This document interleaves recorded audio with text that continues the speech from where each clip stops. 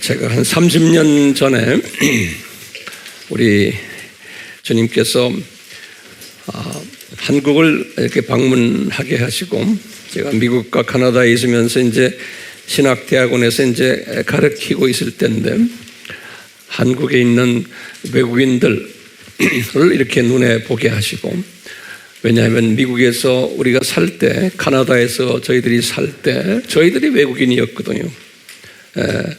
저도 유학을 가서 공장에서 일하고 식당에서 일하고 청소도 하고, 이 우리나라에 와 있는 외국인들이 하던 일들을 저도 다 그 나라에 가서 경험을 했어요.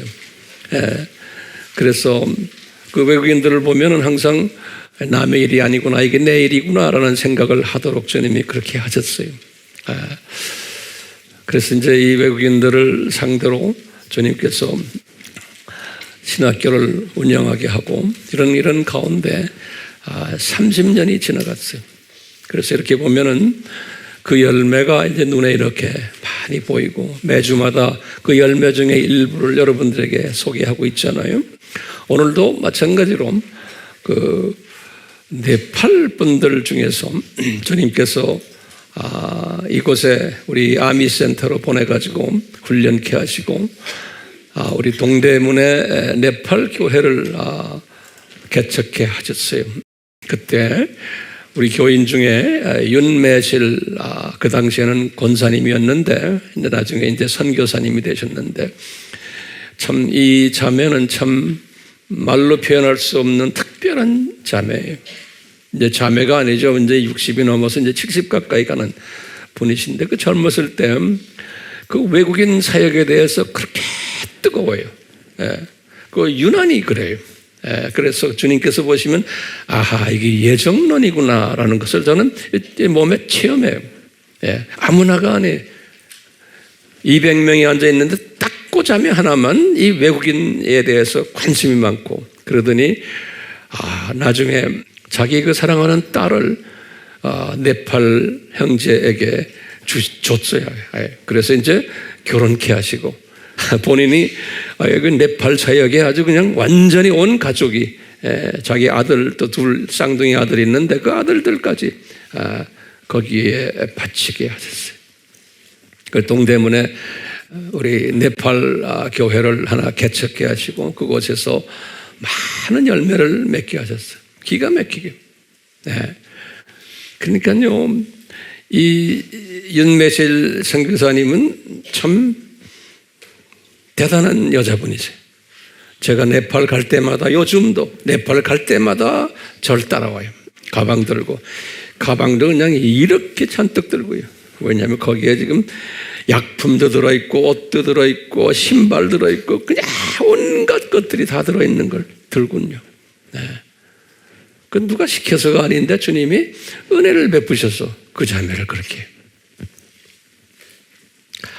한번 우리가 사진을 볼 터인데요, 이 자매가 하루는 우리 여기 학생 중에 한 학생이 이제 조엘 목사가 됐는데, 그 당시만 해도 그냥 조엘 신학생이었어요.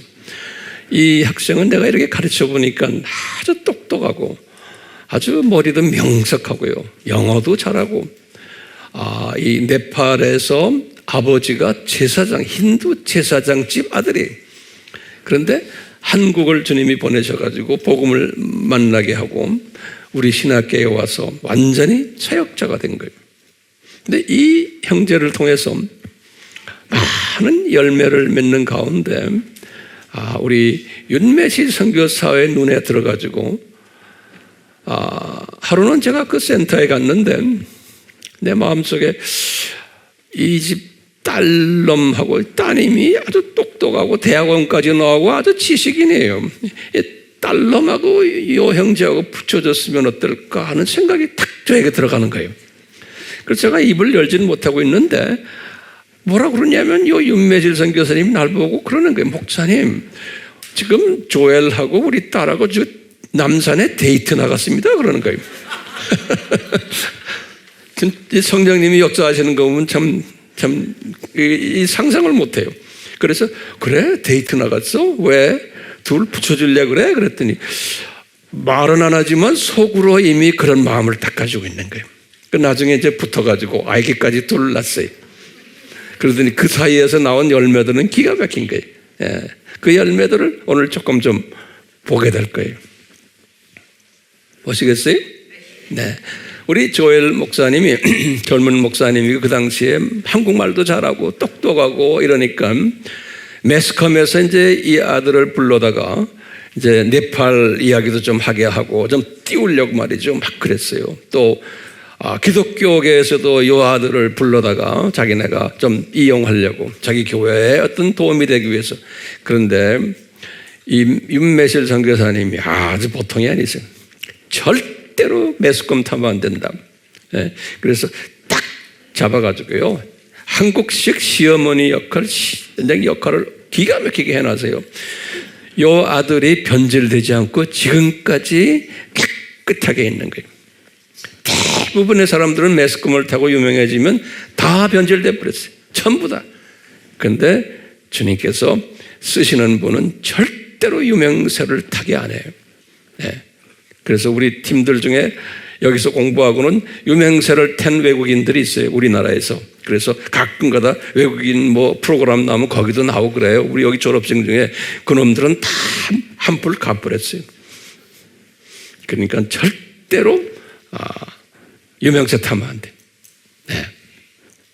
그러니까 유명세를 타지 않은 그 아들과 가족 모습을 한번 보시겠어요. 그 열매들을요. 네, 한번 보세요. 이제 이 동대문 팀들이 그 안에서 또 공부를 해가지고 이 졸업식은 이 자리에서 와서 이제 하는 거예요. 거기에 보면 타이 네팔 분들이 이 노동자로 왔던 분들이 이렇게 변해가지고 이제 그 열매들이 전 네팔 공동체, 세계의 공동체에 지금 영향을 주고 있어요. 그 중에 일부예요. 그 다음 보시면 이제 이 가족이 제가 지금 말하는 가족이요. 여기 제일 이쪽 왼쪽에 윤매실 선교사님이. 네. 여기 지금 우리 조엘 목사님과 그 사모예 전여진 우리 아미 팀들 잘 알죠? 여기서도 예배 보고 우리 아바에 아주 열심히시고 거기에 지금 티칭 하시는 분이 저분은 그래서 네팔 사람들에게도 가르치고 또 남편에게도 가르치고 네. 그런 그 참 요새 살이 조금 좀 붙었어요. 이제 나이가 되면 저렇게 되는 모양이에요. 거기에 지금 자녀분들 둘 보세요. 이제 우리나라에 이런 열매들이 이제 많이 나올 것 같아요. 이 네팔 말은 잘 모르고 어머니가 한국 사람이니까 완전 한국 아이들인데 저렇게 생긴 한국 아이들. 우리 교회에 지금 여러 명 있죠. 이게 다 우리 AMI 선교의 열매들이. 제가 이렇게 보면 내 손자 손녀들이죠. 네. 저런 모습들이. 저기 지금 동대문 교회의 모습이에요. 네. 교회 지금 예배드리는 모습이에요. 지금 이 시간에도 저기에서 그렇게 예배를 드리고 있는 거예요. 이 열매들 중에요. 일부가 네팔로 들어가가지고 네팔에 우리 사역자들과 이제 이렇게 만난 거예요. 그래서 거기에서 또 훈련받아가지고요.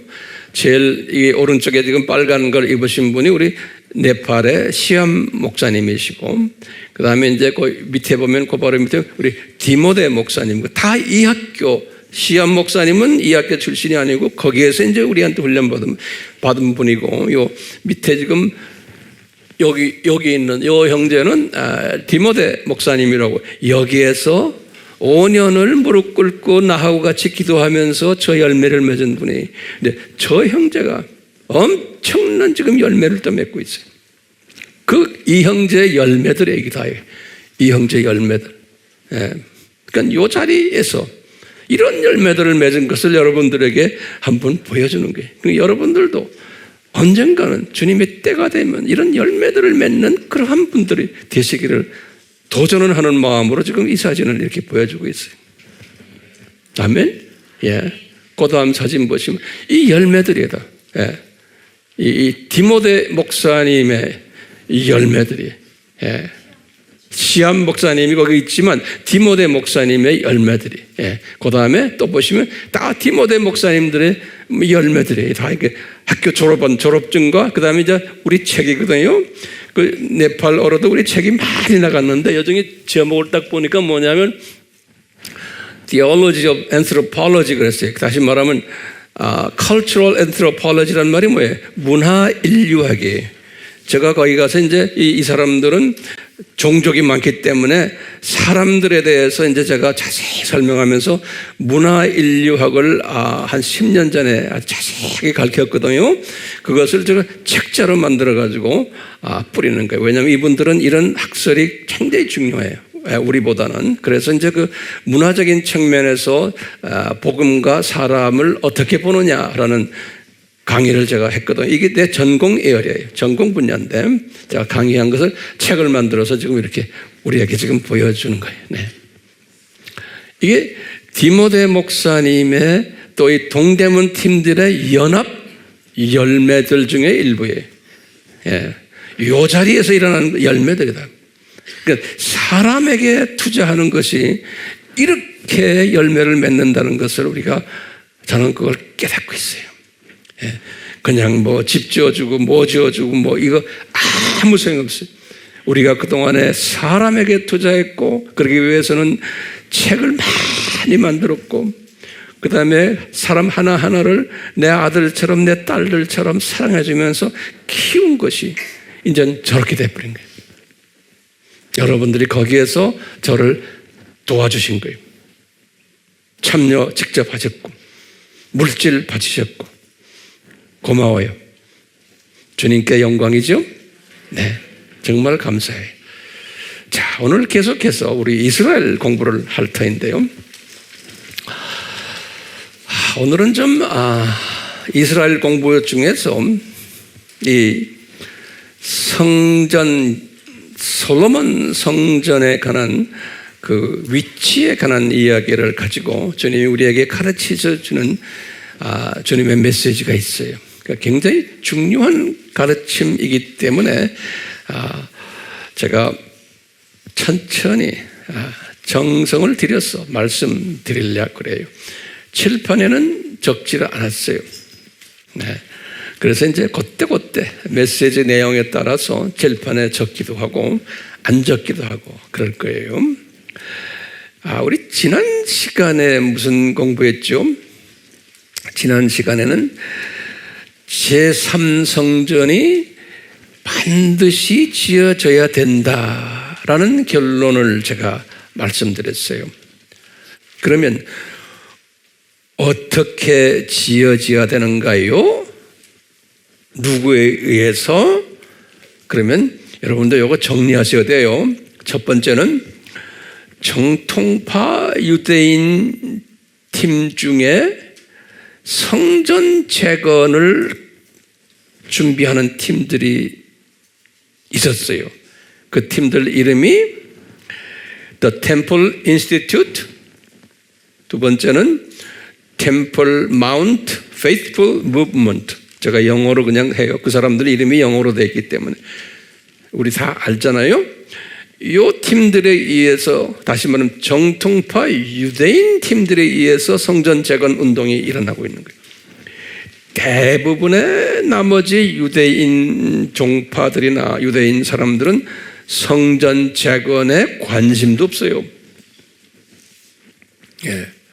그럼 이분들은 왜 성전 재건을 이렇게 열심히 준비하느냐? 그럼 뭐라고 우리가 대답해요?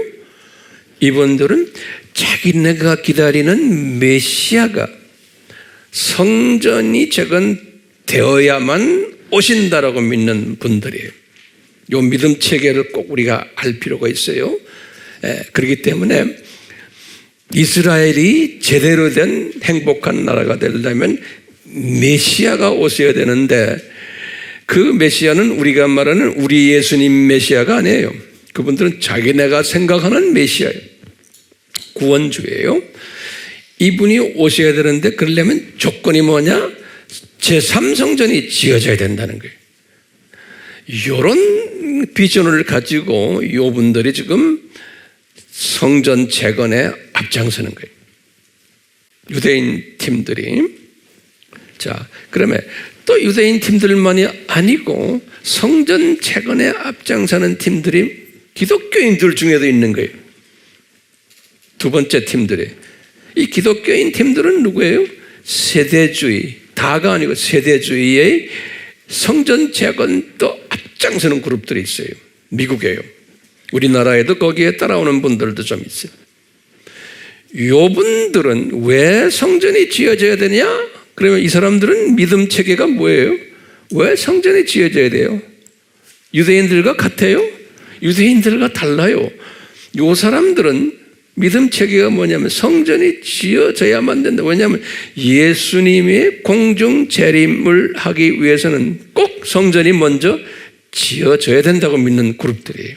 그러니까 전천년주의자들이고 환란 전 들림받는 그룹들이. 이런 말 들으면 무슨 말인지 알겠죠?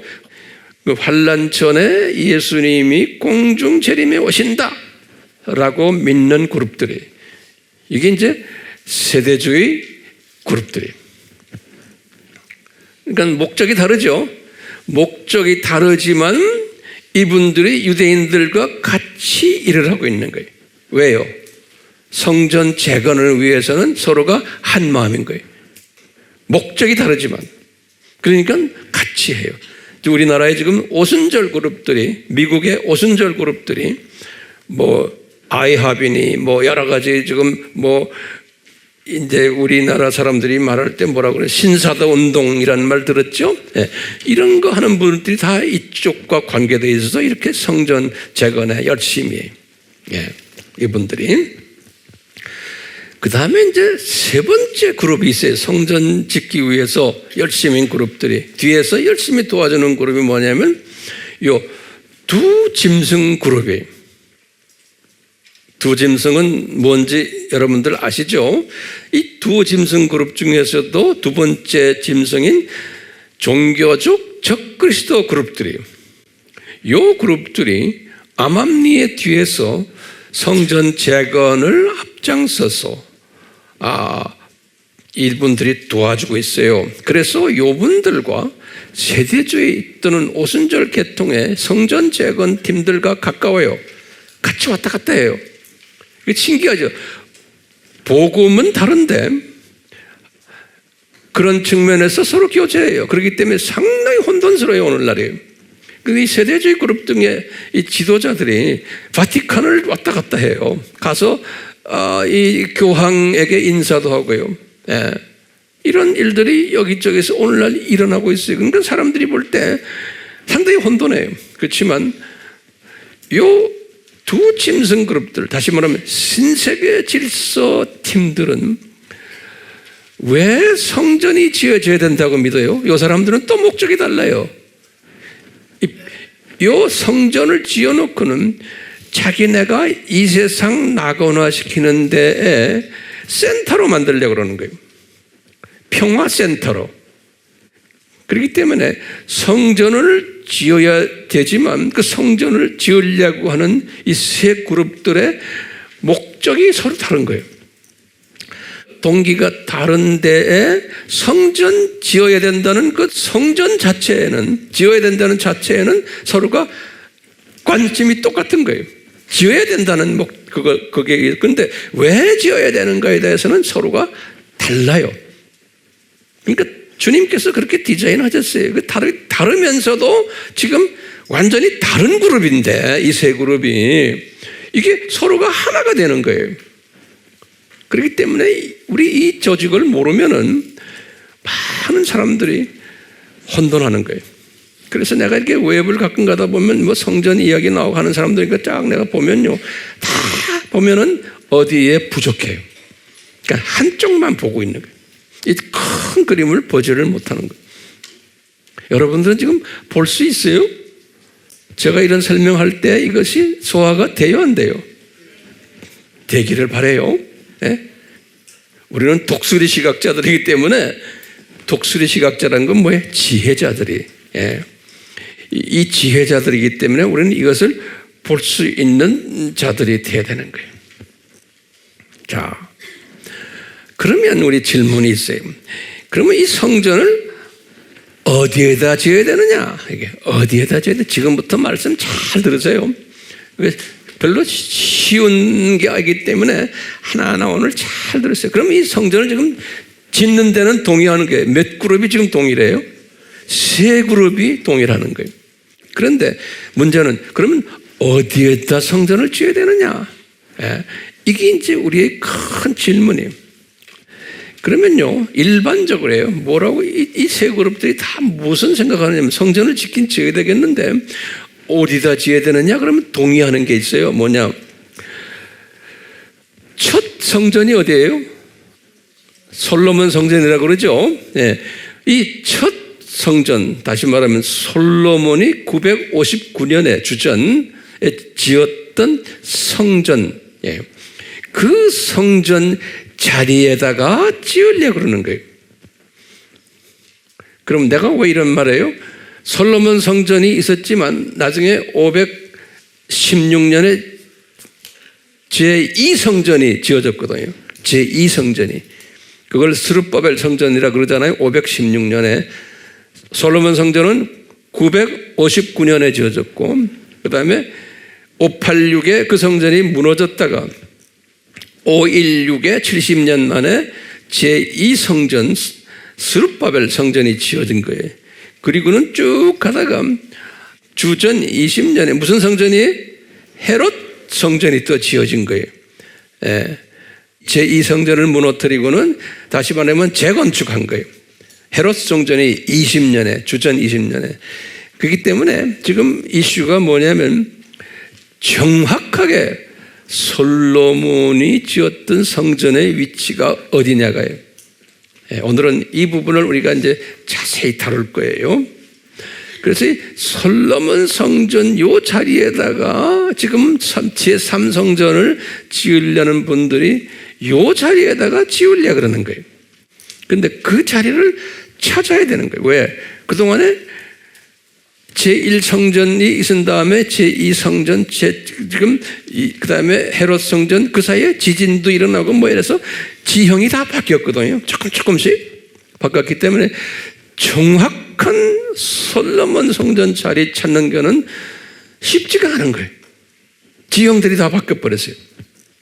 자, 그러면은 우리가요, 제일 먼저 우리가 솔로몬 성전 자리가 어떤 자리였나 라고 이제 볼 때 우리가 이제 추측하는 게 2개가 있어요. 그 자리가요, 첫 번째 뭐냐면 아브라함이 이삭을 바쳤던 그 모리아산 자리예요. 창세기 22장 1절에서부터 14절 이야기, 창세기 22장. 여기 언제냐면요, 이삭이 16살 때예요. 요거 하나하나 기록하시는 게 좋아요.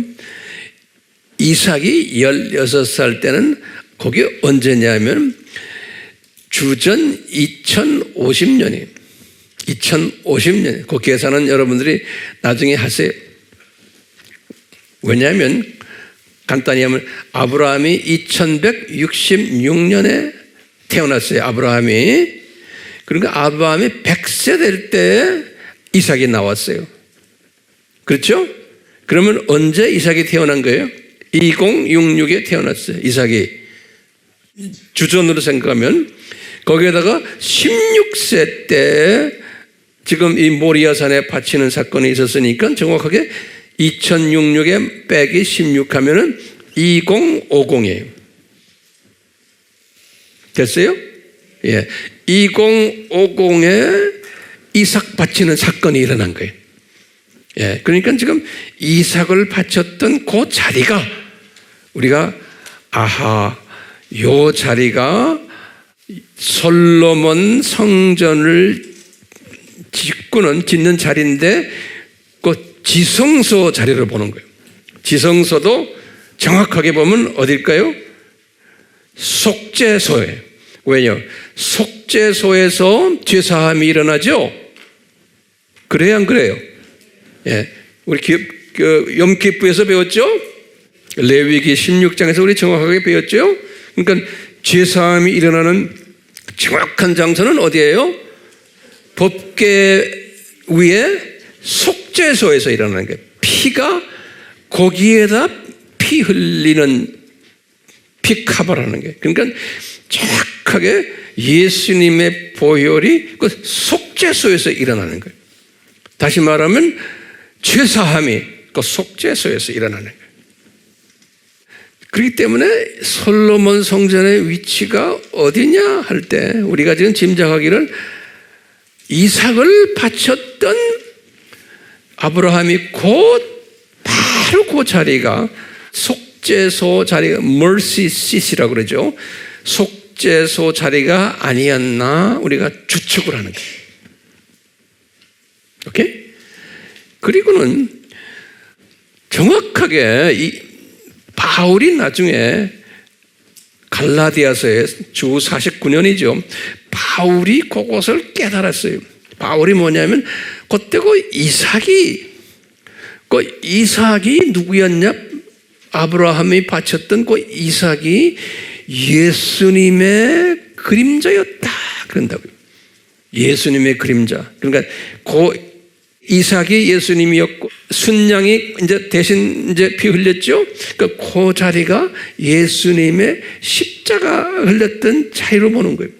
갈라디아서 3장 16절에. 예. 자, 이제 이런 가운데 요즘 주전 2000년이 지금 아브라함 그러다가 예수님께서 다윗이 이제 죽기 직전에 요 다윗이 언제예요? 다윗이 죽기 직전에 이제 뭐라고 그러냐면 여기 한 다윗이 970년에 죽었거든요. 주전 970년에 죽기 직전에 다윗에게 예수님께서 명령을 했어요. 다윗아, 너 이제 이 가나안 땅 전체를 다 점령했잖아. 그러니까 이제 너가 예루살렘의 그 옛 성전들 거기에 그 땅이 지금은 이스라엘 사람들의 땅이 아니고 여부수 족속이 점령했었고 여부수 족속. 거기서 그 여부수인이 소유하고 있는데 거기에 특히 그 자리에 아라우나라는 사람이 타작마당으로 쓰고 있는 자리예요. 그 자리가 그러니까 그 자리라는 게 누군지 알겠죠? 이삭을 바쳤던 그 자리가 한 1000년 지나가고 나니까 그 자리가 지금 여부수 족속들이 그 예루살렘 지역에서 점령하고 있었는데 그 중에 아라우나라는 사람이 타작마당으로 쓰고 있는 자리예요. 다윗 시대에 거기에 사무엘하 24장 18절에 그런 말이 나와요. 예, 아라우나. 이 사무엘하는 누가 기록한 거예요? 사무엘이 기록한 거예요. 사무엘은 언제 사람인가? 주전 1105년 사람이에요. 1100대 사람, 1100 사무엘이. 그러니까 사무엘에게 기록시킨 거예요. 왜? 다윗 왕이 그 땅 아라우나의 타작마당을 이제 구입하도록 예수님께서 여호와께서 명령한 거예요. 선지자를 통해서 갓 선지자를 통해서. 그래서 다윗이 그 땅을 이제 샀어요. 얼마에 샀냐면 그 땅을 은 50세겔에 샀어요. 은 50세겔에.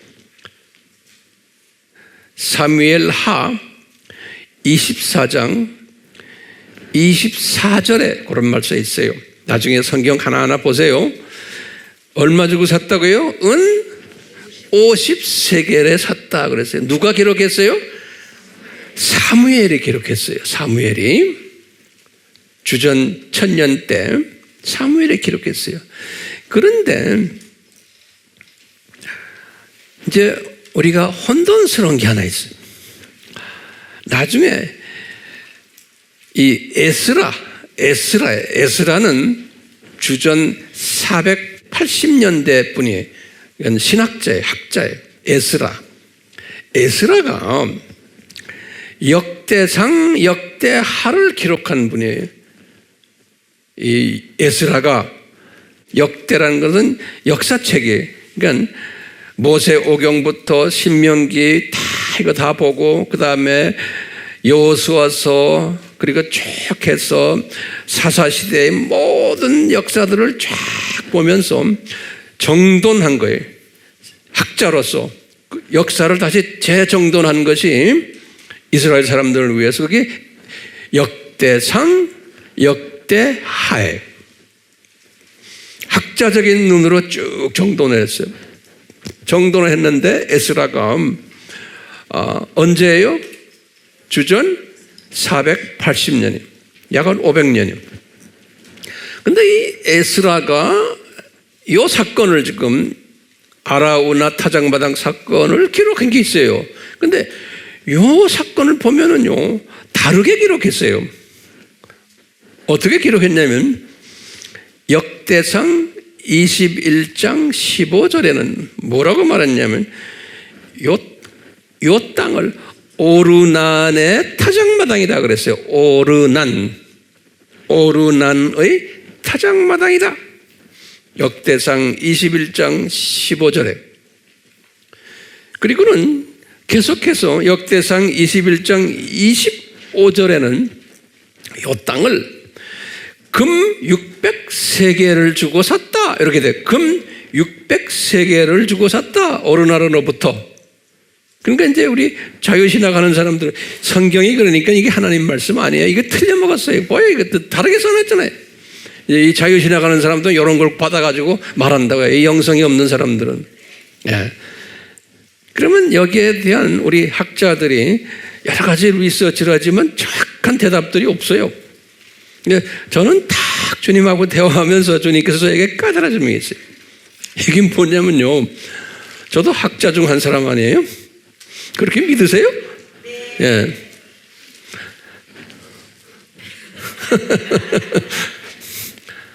어쩌다가 주님이 그렇게 만들었어요. 자, 보세요. 저는 이걸 어떻게 생각했냐면, 왜 이렇게 액수가 다르냐 이거예요. 사람이 다르고. 그래서 딱 주님이 나에게 깨닫는 게 뭐냐면, 황 목사야, 아라우나의 타작마당은 그곳은 정확하게 뭐냐면 요 지성소 자리다. 지성소 자리다. 그래서 그거는 조그만 땅에 은 500세겔만 주고 살 수 있어요. 그런데 그것만 사가지고 안 되잖아요. 이제 성소 자리도 사야 되고 성전 뜰까지 사야 되잖아요. 넓은 지역이죠. 예. 이 성소와 성소 뜰까지 다 다윗이 샀는데 그것은 소유가 오르난의 소유였다. 오르난의 타작마당이었다. 그래서 금 600세겔을 주고 샀다 라고 저에게 깨달음을 주시는 거예요. 재밌어요? 예. 우리가 이 지금 성소나 기타 쭉 그동안에 우리가 이 공부를 쭉 해왔기 때문에 제가 이렇게 설명하는 걸 소화할 수 있지, 갑자기 우리 동영상에 들어와서 이걸 하려면 좀 안 돼요. 그러니까 미리미리 공부를 하실 필요가 있어요. 자, 그러면요. 지금요. 다윗이 샀죠? 그렇죠? 그리고는 성전을 언제 구축했어요? 959년에 솔로몬 성전이, 예, 솔로몬이.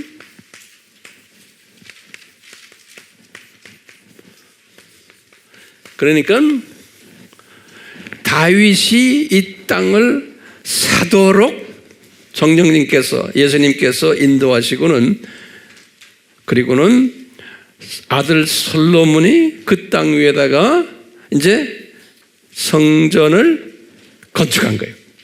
예. 성전을 건축했는데, 그러니까 이 성전의 지성소가 어딘가 이제 알겠죠? 그 다음에 지성소 안에 법궤가 있고, 그 다음에 그 위에 속죄소가 있죠? 그러면서 우리가 배웠죠? 우리 레위기에서 그 피를 어디다 뿌려요? 속죄소에다가 대제사장이 뿌릴 때 백성들의 자범죄들이 다, 자범죄, 원죄가 아니에요. 자범죄들, 욤키프 이야기예요. 자범죄들이 용서를 받았어요. 그러니까 예루살렘 성전은 원죄가 용서받는 곳이 아니에요. 이거 굉장히 중요한 개념이에요. 이건 자범죄가 용서받는 곳이에요. 예. 원죄는 언제 용서받았어요? 출애굽 때, 6월절 때 용서받은 거예요. 그렇지만 용서를 받을 때에 요 양의 피가, 어린 양의 피가 어디까지 가야 돼요? 속죄소까지 가야 되는 거예요. 속죄소 위에 피가 불림을 받을 때 자범죄가 용서되는 거예요. 자범죄가. 그런데요, 신기하게도 요 586 사건 때 여기 이제 바벨론 침입한 사건이죠. 바벨론, 그래서 성전 파괴됐죠.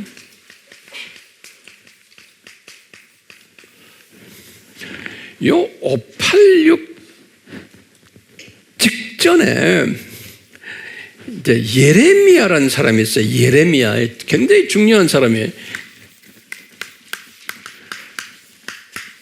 이 예레미야가 언제 사람이냐면 주전 626년에서 586까지의 사람이에요. 예레미야가요. 요 예레미야가 이 지금 솔로몬 성전에 들어가서 솔로몬 성전에 있는 법궤하고 속죄소를 딱 가지고 숨겨버렸어요. 여기다가. 그러니까 바벨론 침입해서 예루살렘 성전 파괴되기 전에 주님께서 성령님이 그렇게 인도하신 거예요. 예레미야가 그 법궤와 속죄소를 어디다가 숨겨버렸어요. 그것이 파괴되면 안 되니까. 그래가지고 어디다 숨겼느냐? 예레미야가 여기 보면 여기 이제 지금 오늘날 이슬람 성전 있는 성전들이고요. 이슬람 성전 있고 여기가 이제 다윗 성이라고 그래요. 예레미야 이쪽이 어디냐면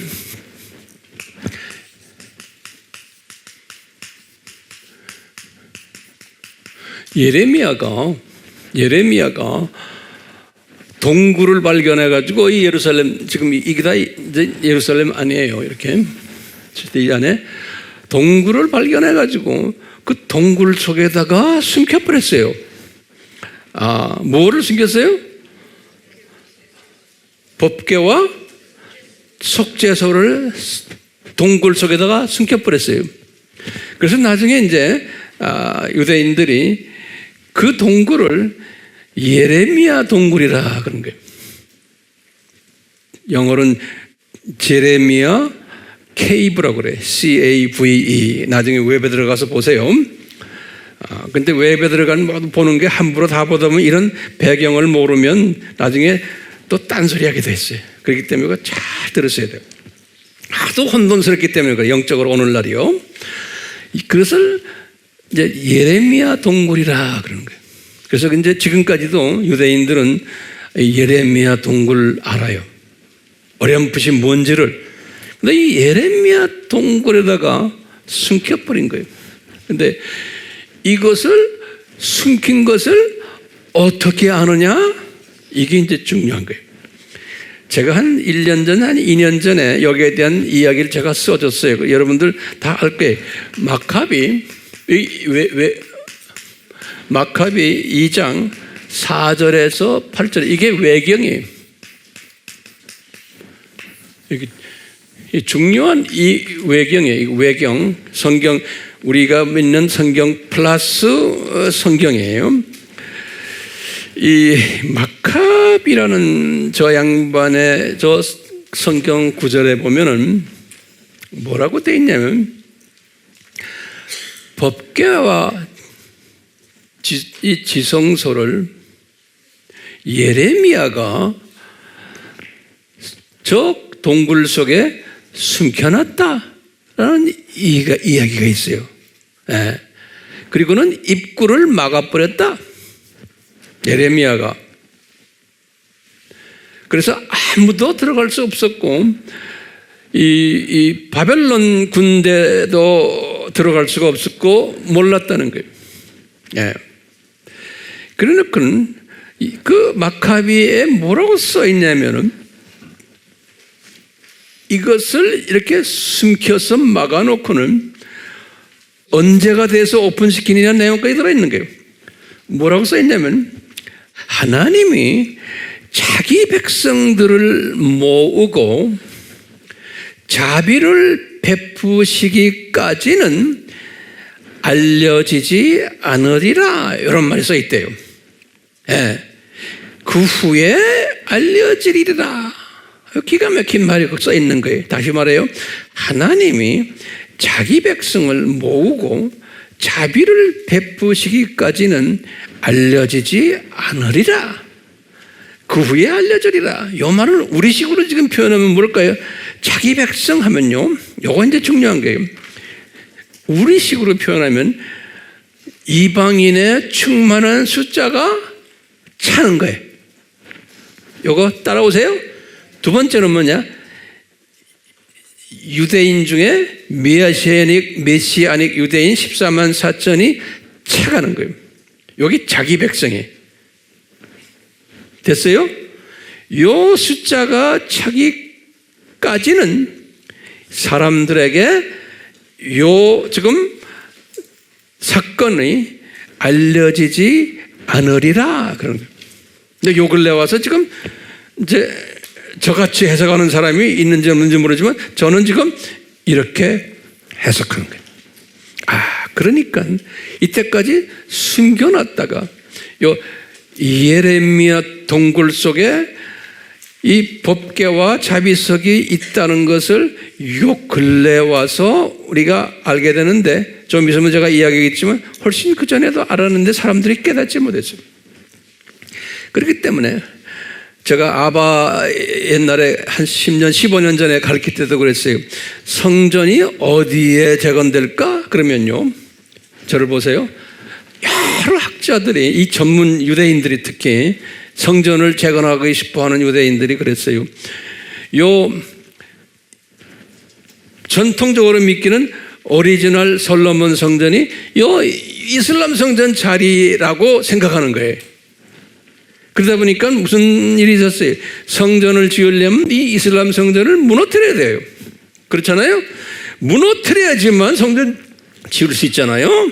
이것이 우리 딜레마 중에 하나였어요. 그런데 보니까 제가 이런 얘기들, 계시록 11장 1절에서 2절, 여기 딱 보니까 요한이 이 1300년 때의 환상을 딱 보니까 이 언덕 위에 이슬람 성전이 있고 또 하나님의 성전이 옆에 붙어 있다는 것을 여기서 이야기해 주는 거예요. 계시록 11장 1절에서 2절에 보니까, 그러니까 요한이 딱 보니까 성전이 두 개가 앉아 있는 거예요.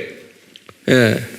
지금 1300년 때, 지금 앞으로 일어날 1300년 때 보니까 성전이 두 개가 앉아 있는데, 요한에게 그런 거예요. 요한아, 옆에 있는 하나님의 성전은 측량하라는 거예요. 이 측량하라는 말이 뭔가 하면요, 영적 상태를 측량하라는 거예요. 그 성전은 제3성전인데 영적 상태가 좋겠어요? 안 좋겠어요? 안 좋은 거예요. 그렇기 때문에 측량하라는 거예요. 그거 봐라. 그 안에는 잡놈들이 지금 예배를 보고 있는 것이다. 그렇지만 성전이 거기에 있을 거라는 거예요. 그런데 이것만 보면은 뭐냐면, 아하, 제3성전이 이 이슬람 성전 있는 그 옆에 있겠구나 라고 우리가 추측을 하는 거예요. 그것을 제가 뭐라고 15년 전에 뭐라고 그랬어요? 무슨 학설이다? 북쪽 학설이다 그런 거예요. 북쪽. 왜? 이 성전이 있는 북쪽 여기에 지을 거라는 거예요. 여기 공간이 있어요. 지금도요. 여기 바로 위에. 여기에 지을 거니까 북쪽 학설이다.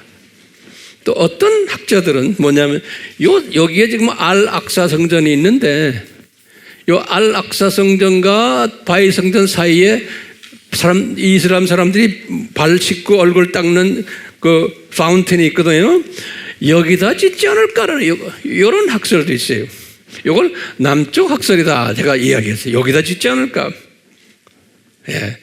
근데 제가 이제 때가 되면 더 자세히 이야기하겠지만 또 요 근래 와서는 또 무슨 학설이 있냐면 요 다윗성이 바로 밑에 있는데 여기다가 짓지 않을까라는 다윗성 학설이 있어요. 이 다윗성. 그러니까 학설이 많아요. 예루살렘 성전을 지금 북쪽에다 지을 막 가운데다 짓는 거, 그 다음에 다윗성 자리에다 짓는 것.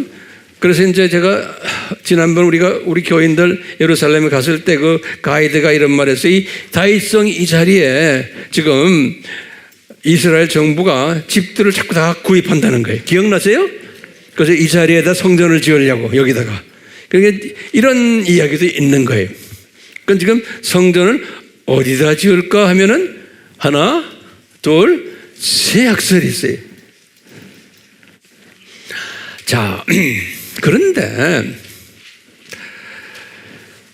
이 예루살렘 동굴 속에 들어있다 했을 때 그러면 황 목사님 예루살렘 동굴이 어딥니까? 그러면요 예레미야 동굴 미안합니다. 고쳐주세요. 네. 이 예레미야 동굴은 이쪽에서 지금 들어가서 이 안에 있어요. 여기 이스라엘 갔다 온 사람들한테 굉장히 커요, 동굴이. 이 안에 동굴인데 이 안에 여기 보면 버스 정류장이 있어요, 지금 오늘날.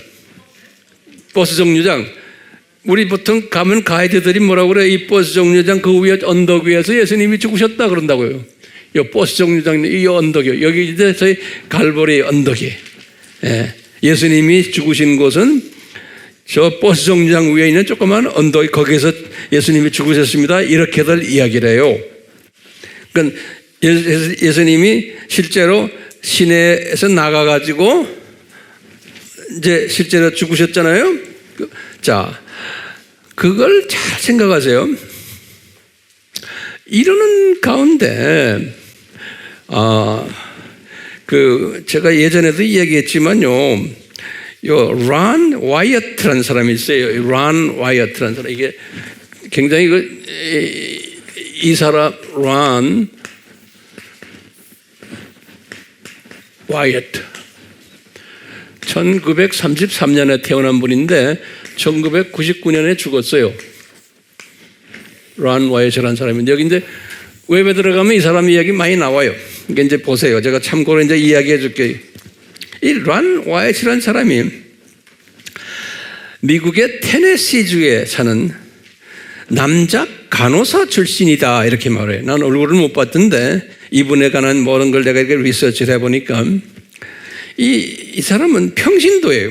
남자 간호사 출신 평신도인데 소위 아마추어 고고학자예요. 아마추어예요. 전문가가 아니에요.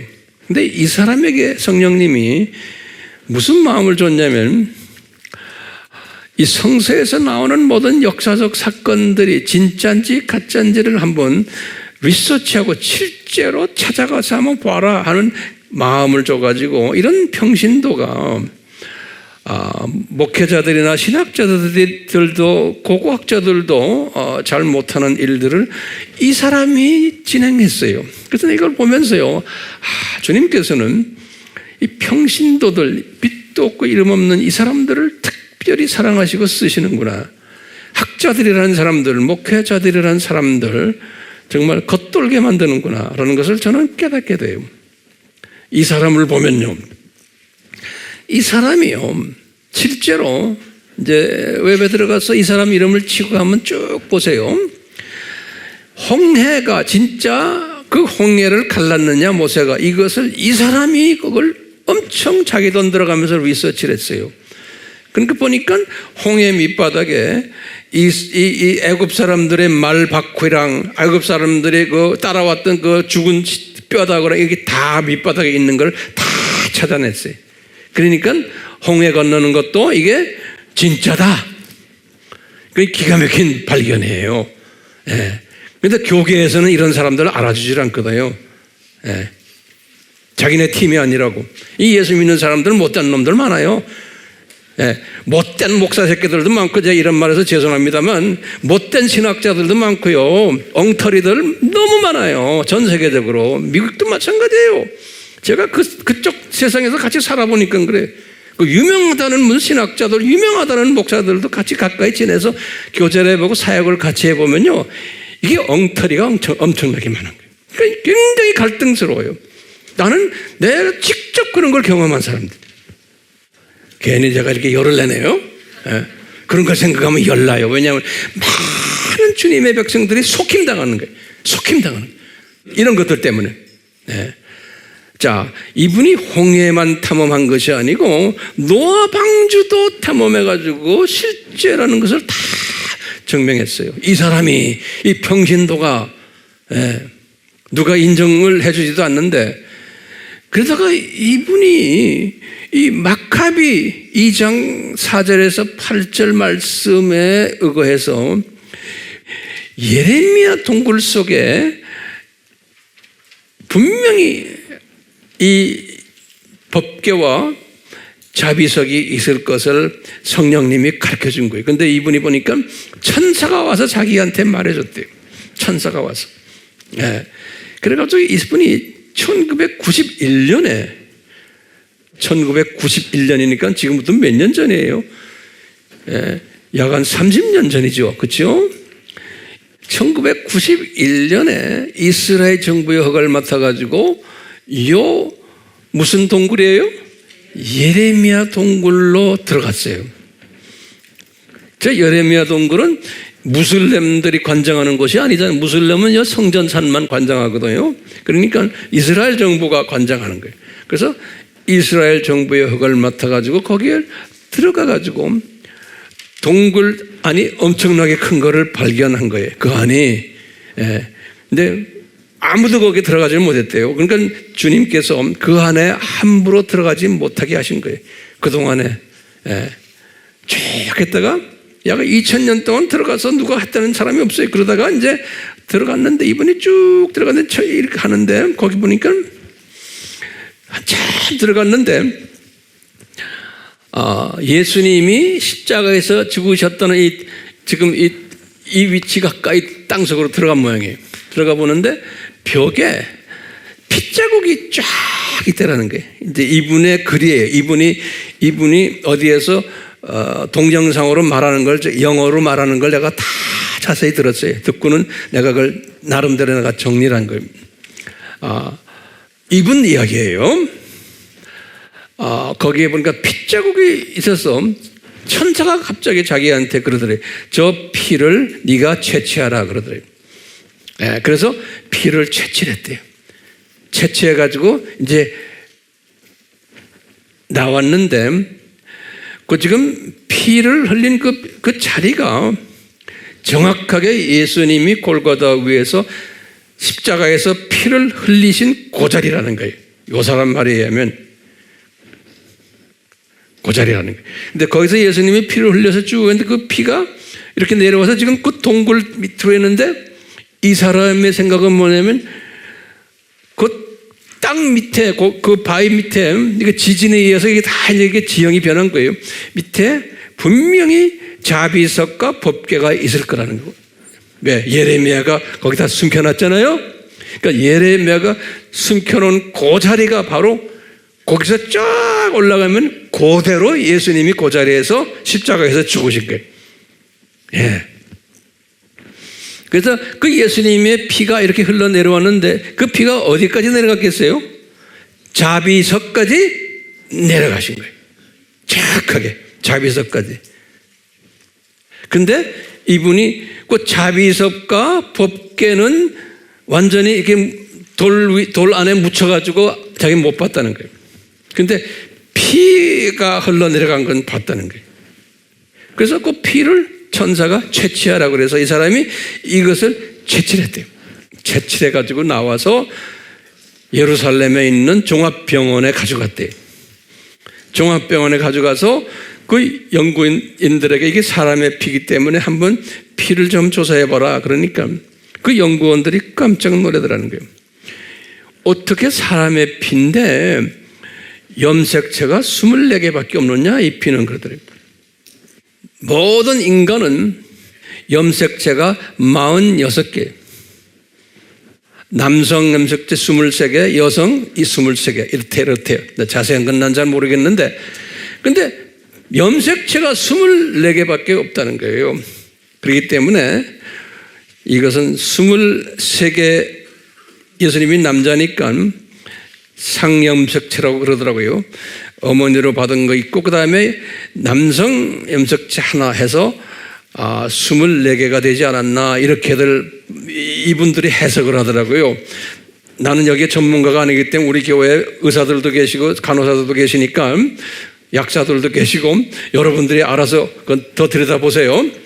어떤 예수님의 염색체가 근데 이분의 말에 의하면 이 연구원들이 이 피가 살아있다는 거예요. 살아있다는 거예요. 예? 그러니까 이분들이 놀란 거예요. 이게 누구의 피냐 물어보더래. 이게 살아있는 피라는 게 이 피가. 그래서 이제 이 란이 뭐라고 대답했냐면 그 연구원들에게 이것이 너의 구세주의 피다 그랬대요. 자기가 그렇게 말했대요. 이 유대인 연구원한테 Your Savior의 너의 구세주의 피다 그렇게 말했대요. 예. 이런 사건도 있었지만 하나님이 때가 아니기 때문에 이것을 사람들에게 알려줘도 사람들은 눈이 감겨서 이걸 믿질 않는 거예요.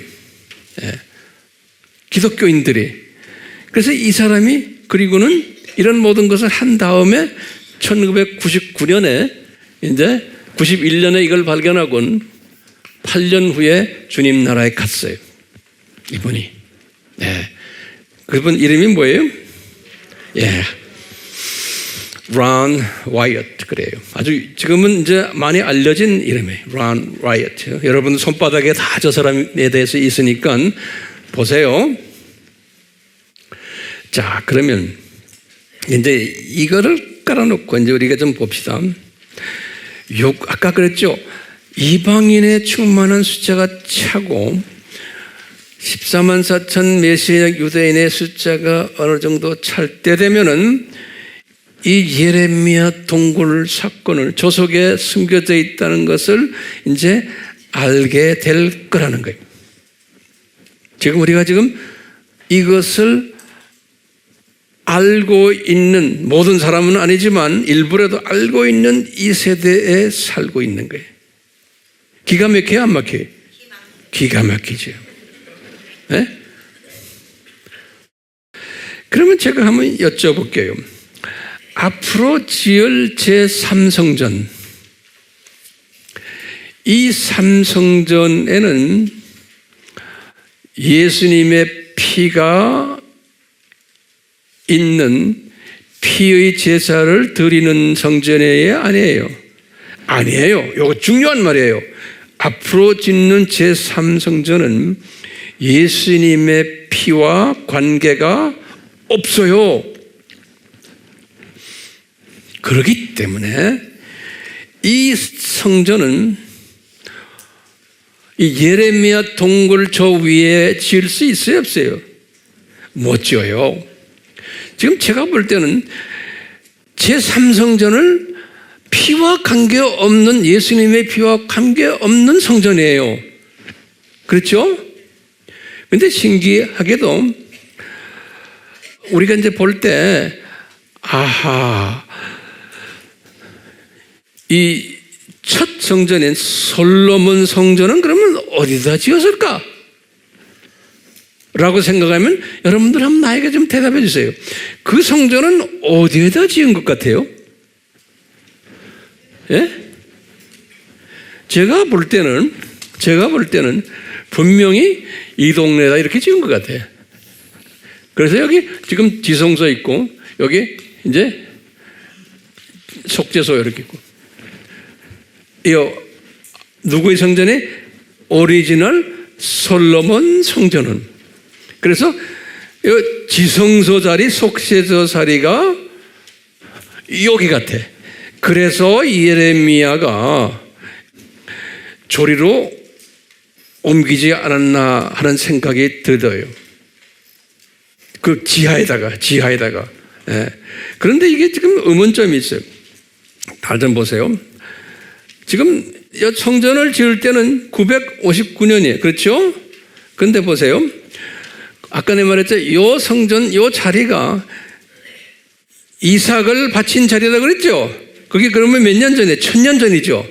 실제 성전하고. 그러니까 이삭을 바친 자리가 거기라고 우리가 보는 거예요. 그 자리. 그런데 내가 볼 때는 1000년 동안 이 이방인들이 이제 그 자리를 가지면서 또 지진이 일어나가지고 그 자리가 변형이 됐던 것 같아. 내가 볼 때는. 그래서 솔로몬이 지은 성전은 분명히 이 자리가 아닐 수가 있어요.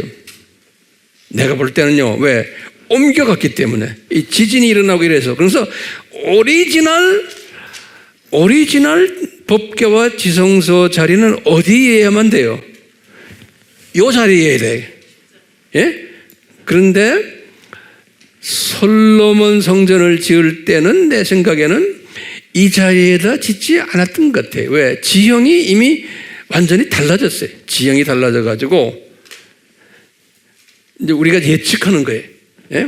그래서 솔로몬 성전이 뭐 여기도 될 수 있고 여기도 될 수 있고 다 이렇게 될 수 있어요. 그렇지만 그 솔로몬 성전 지은 자리가 오리지널 예수님이 피를 흘려야 했던 그 자리는 아닌 것 같아요. 그렇기 때문에 그 성전을 무너뜨려 버린 거예요. 그 성전을 잠깐 그림자로 보여만 주고는 무너뜨리신 것 같아요. 이 란에 의해서, 이 란 와이어스에 의해서 이제 우리에게 이것을 시사해 주는 거예요. 좀 있으면 내가 이제 다시 이제 더 자세한 이야기를 지금 드릴 거예요. 이렇게만 우선 알고 계세요. 그럼 다시 말하면 솔로몬 성전 자리가 오리지널 꼭 세워야 되는 그 자리는 아닌 것 같아. 예. 그래서 그 성전도 무너뜨려 버렸어요. 그리고 그 후에 성전도 또 무너뜨리고 다 무너지기 전에 제3성전 자리도 정확한 저 자리에다가 짓지를 않을 것 같아요. 정확한 저 자리라는 건 이 자리예요. 예수님이 십자가에서 피를 뿌리신 자리. 이 자리가. 예? 자, 그러면 이제 뭐예요? 그러면 황 목사님, 예수님이 정확하게 피를 뿌렸던 저 자리, 지금 이 예수님이 피를 뿌린 이 자리가 뭡니까? 그러면 저는 이렇게 생각하는 게, 저 자리가 에덴 동산 중앙 자리다, 저는 보는 거예요. 거기다 좀 적어놓으세요. 에덴 동산 중앙이다. 제가 예전에 이스라엘 시리즈 지금 30몇 번 나왔지만 이스라엘 시리즈 4번째와 5번째 이 가나안 이야기를 하면서 이 중동 지역을 뭐라고 그랬어요? 광역 에덴이다. 기억나세요? 그 다음에 요 가나안 땅은 광역 에덴에서 중심되는 지역 에덴이다. 기억나세요? 그 다음에 지역 에덴에서 또 중심되는 유대 지방을 무슨 에덴이라고 그랬어요? 지방 에덴이다 그랬어요. 그리고는 이 유대 지방에서도 예루살렘을 예루살렘을 이제 중심 에덴이다 그랬어요. 그런데 이 중심 에덴에서 아담과 하와가 다 이제 만들어졌는데 그 중심 에덴에서 또 에덴에서 동쪽에 또 뭐가 하나요? 에덴에서 그래서 에덴의 동쪽 그러는 거예요. 동쪽이 뭐냐? 에덴 동산이다 그랬어요. 동쪽을 에덴의 동쪽을 거기가 에덴 동산인 거예요. 그치? 거기 에덴의 중앙이라 그래요. 다시 말해요. 에덴 동산인데 그 에덴 동산에서 또 중앙이 있다고 그랬어요. 성서에 보면요. 창세기 2장 9절에 그러니까 에덴 동산에 중앙이 있어요. 그러니까 그건 뭐냐면 우주의 중심에 별들을 많이 만드는데 거기에 지구가 있고요. 지구에 지금 이렇게 내려와서 지구에서도 가장 중심이 지금 에덴 동산의 중앙이에요. 그 중앙에다가 생명나무와 선악의 지식을 아는 나무를 세우셨어요. 창세기 2장 9절에. 그 다음에 거기 그걸 세우시고는 생명나무의 열매는 먹게 하고 선악의 지식의 나무 열매는 먹지 못하게 했어요. 그 중심에서 창세기 2장 16절 또 창세기 3장 2절에 그러면서 먹으면 죽는다 그랬어요. 창세기 2장 17절에서 그런데 이 자리에서 아담이 먹었어요 안 먹었어요? 먹은 거예요. 그렇기 때문에 이 자리가 에덴 동산의 중앙 자리가 이게 아담이 죽은 장소예요. 타락한 장소예요. 창세기 3장 5절에서 6절 타락한 장소. 다시 말하면 아담이 죽은 자리가 지금 어디냐면 이 자리인 거예요. 이 자리. 그래가지고 아담을 살리려면은 예수님이 그 자리 위에서 피를 흘리셔야 돼. 피를 흘려서 속죄소에다가 피를 뿌리셔야지만 아담과 그 후손들 하나님의 자녀들이 다 살게 되어 있다고 저는 보는 거예요. 그렇기 때문에 우리가요, 요 비밀을 요 런 라이엇을 통해서 저에게도 깨닫게 해주시는 거예요. 예. 그렇기 때문에 오늘 말씀의 결론은 뭐냐? 이 예루살렘 성전 앞으로 제3성전을 지을 때 어디다 짓겠냐? 그러면 분명히 오리지널 이 자리엔 짓지는 못해요. 그렇죠? 이제 어디 이 동네 어디다 지을 거예요. 여기에 대한 건 내가 언제 또 자세히 설명을 하겠지만 지금 아담이 타락을 하기 전에는 그 자리가 무슨 자리였어요? 에덴 동산의 중앙에 센터에 에덴 동산의 중앙에 성경에도 그렇게 나와 있어요. 그런데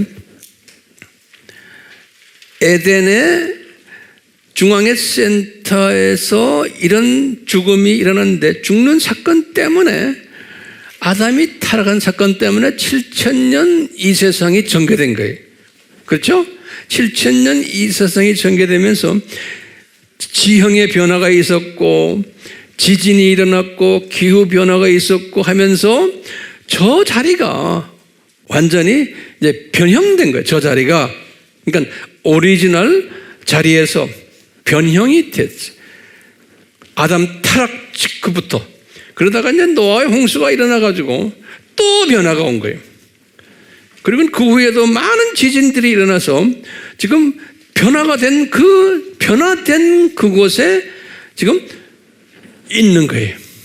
그러니까 거기에 사람들이 집도 지어놓고 지금은 버스 터미널도 거기에 있고 뭐 그 동네 우리가 가봤지만 완전히 딴 지역이에요. 딴 지역이에요. 네. 일부러 그렇게 딴 지역으로 만들어 놓으신 것 같아요. 딴 지역으로. 네. 자, 그렇기 때문에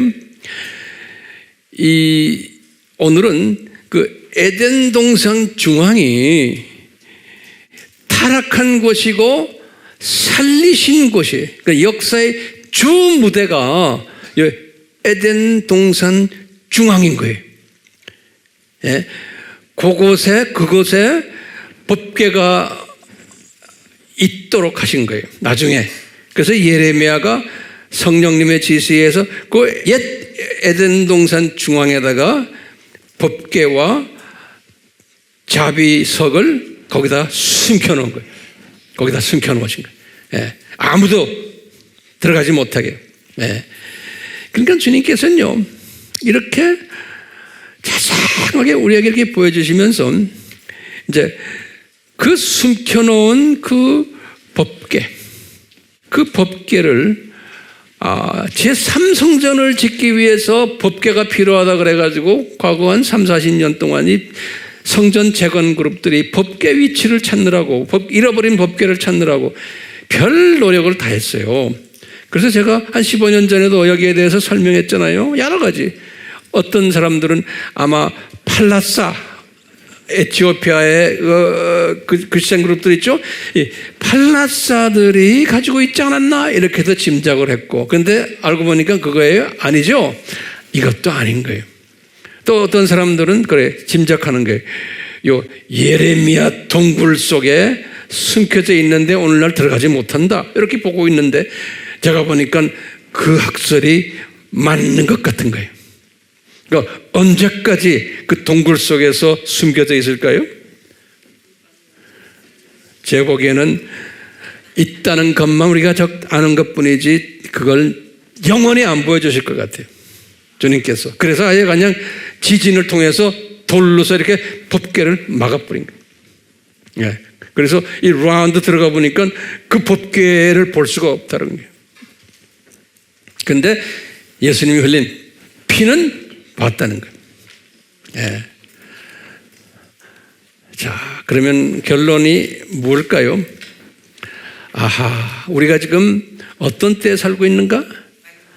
예수님의 재림이 가까이 오고 있는 때에 살고 있구나. 이 예레미야 동굴 사건을 우리에게 보여주시는구나. 그러면서 이 주님께서 그 다음 말씀이 우리가 이제 정리되는 거예요. 창세전에 십자가 사건을 디자인하시고 예수님께서 창세전에, 그리고는 요 에덴 동산 중앙에서 타락하게 하시고 또 그 타락을 나중에 회복시키는 일도 에덴 동산 중앙에서 예수님이 하셨다는 것을 우리에게 보여주는 거예요. 그럼 우리 예수님은 얼마나 자상하세요? 느끼세요? 그러니까 우리는요, 이 엄청난 예수님의 자상하심과 이 창세전 이 계획이 뭐예요? 우리를 창조 목적을, 절대성과 중요성을 교육시키기 위해서 잠깐 이 세상 7,000년을 디자인하시고 이 속에 우리가 이제 던져서서 많아야 7, 80년, 100년을 살다가 다시 고향으로 돌아가는. 그러니까 아하, 창조 목적의 이 절대성과 중요성을 교육시키기 위해서 창세전에 디자인하시고, 그래가지고 아담의 피 흘림, 아담의 타락도, 예수님의 피 흘림도 다 디자인하시고, 이렇게 가다가 지금 오늘날은 이제는 우리가 예수님의 이제는 이 학교가 7,000년 이 학교가 이제는 4년제 대학 졸업하는 그 날이 가까워왔구나. 이제는 거의 학교도 이제는 폐교가 가깝구나. 라는 것을 우리가 깨닫게 되는 거예요. 그래서 위대하신 우리 예수님, 예? 우리 예수님의 그 어린 양 피로 우리를 이렇게 교육시키시는 그분의 그 어린 양의 피의 그 능력, 이 능력이 보통 능력이 아니구나. 그 어린 양의 피 속에 숨겨져 있는 이 큰 그림, 이것을 묵상하면서 우리가 이 보혈의 감사함, 이것을 우리가 이제 천국에 올라가면 끊임없이 부르게 될 거예요. 예. 이 비밀을 깨달은 나와 여러분들, 우리가 예수님을 찬양하고 이분의 보혈을 다시 한번 찬양하는, 고맙게 여기는 그러한 우리가 됐으면 하는 마음 간절합니다. 그래서 우리가 여기에 관계되는 찬양을 드리려고 그래요. 예수님, 우리가 이 찬양을 할 때 성령님이요 강하게 역사하셔서 우리 속에 숨겨놓은 우리 모든 쓴뿌리들을 뽑아주시고, 예수님께서 이 창세전부터 디자인하신 이 엄청난 이 교육 시스템을 다시 한번 깨닫는 우리가 되도록 은혜 베풀어 주시옵소서. 예수님의 이름으로 기도드리옵나이다. 아멘.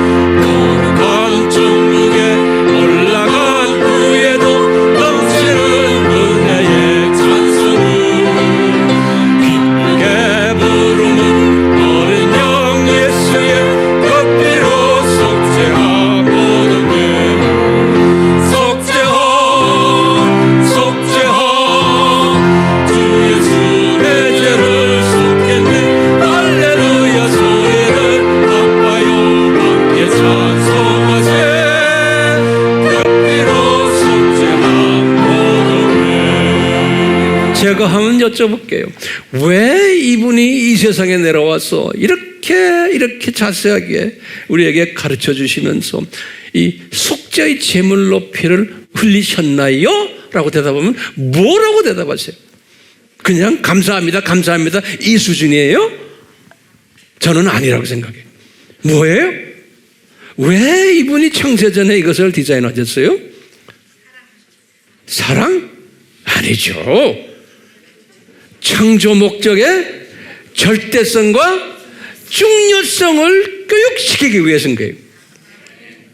창조 목적이 이렇게 중요하다는 걸요.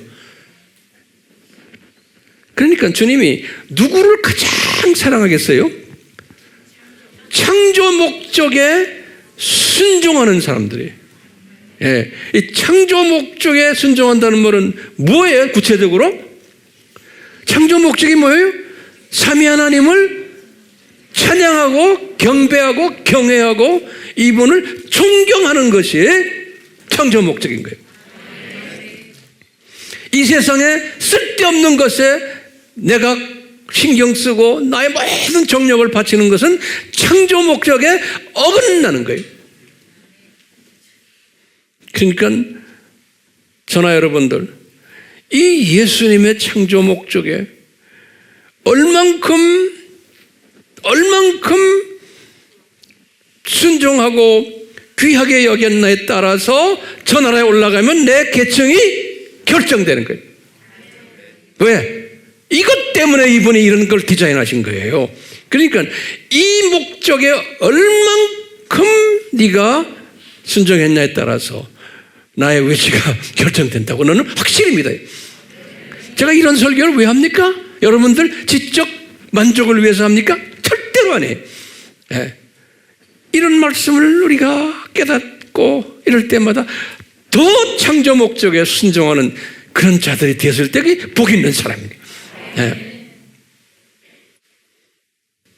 우리가 3절과 4절을 다시 한번 불러봐요.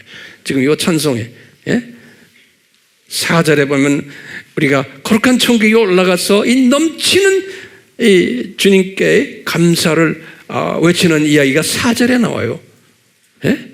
여기까지 가져야 되거든요. 그래서 3절과 4절을 다시 한번 우리가 한번 불러가면서 다시 한번 재확인하는 그러한 시간 가졌으면 좋겠어요.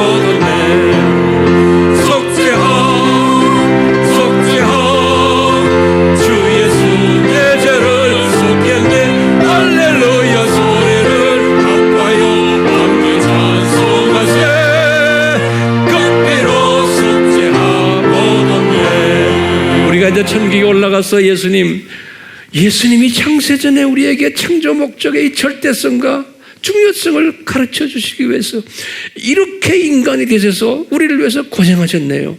주여 감사합니다. 주여 감사합니다. 그런데 제가 주님의 뜻대로 살지 못하다가 이 자리에 왔습니다. 그런데 저기 있는 저 형제들은 주님의 뜻대로 살다가 와서 저렇게 존귀함을 받습니다. 나는 이게 뭡니까? 근데 이런 사람이 되면 안 되잖아요. 예? 주님께서 여러분들을 이 아미교회에 보낸 목적은 존귀함 받는 자들이 되라고 이렇게 보냈었습니다. 그러니까 여러분들은 이 말씀을 받을 때마다 더 존귀함을 받는 사람으로서 삶에서 우선순위를 어디다 두는가를 깨닫는 자가 되기를 예수님의 이름으로 축원합니다. 삼위 하나님의 이 축원이 우리에게 항상 떠나지 않기를 예수님의 이름으로 축원하옵나이다. 아멘.